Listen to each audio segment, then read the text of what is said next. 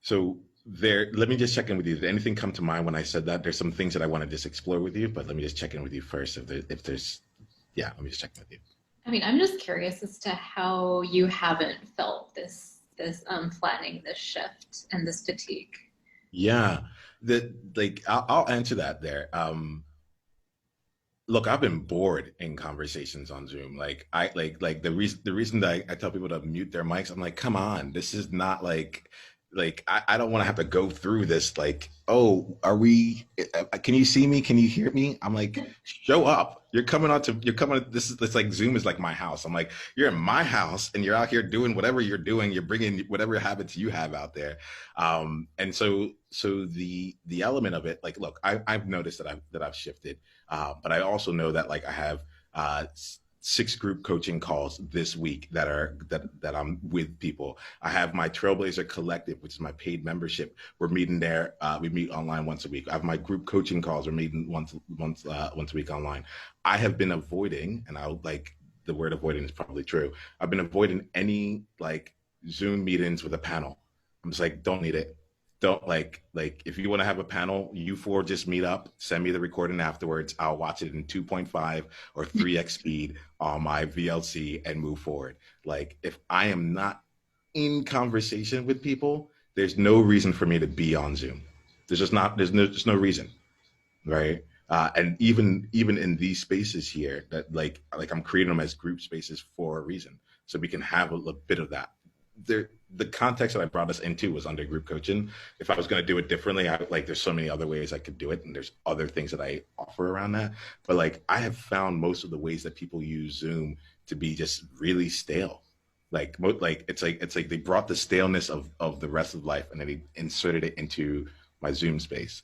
And so for me, I'm like, okay, if that is the status quo, if people are bringing that into the mix there, then how did like this just gives me more opportunity to leverage up to do something different. And so yes, we're still having these conversations, but I'm like, I think the ultimate part of it is I'm aware of what drains me on Zoom, and I make it a point to not be a part of those experiences that would drain me. Um, and with the way that I'm creating my life, I can choose. Um, I'm also very intentional about like how I choose to create the spaces myself, and to see like, okay, it wouldn't be hard for me to bring each of you in here as an expert to talk about all the things that you know and like where do you see things going and so on and so forth. But it's far more interesting to me to be in this kind of environment. And then once everyone started coaching online, I'm like, okay, well, everyone's coaching on Zoom right now. Like, what else is fun for me? Oh, let me facilitate something. Let me go out and do something else like that. So that's how I've been keeping the spice alive for me.